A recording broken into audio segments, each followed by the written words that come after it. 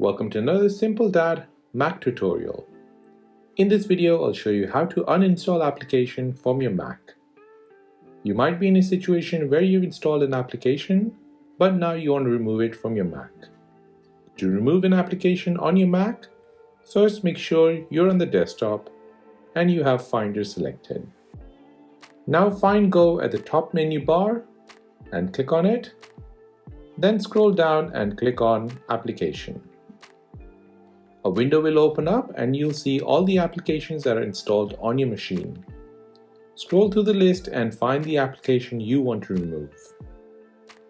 Hold and select the application, then drag it to the bin. This will safely remove the application from your Mac. In some cases, you'll see an uninstaller application for that certain app. In order to remove it, double-click on it and go through the motions to uninstall it properly. And that is how to uninstall application from your Mac.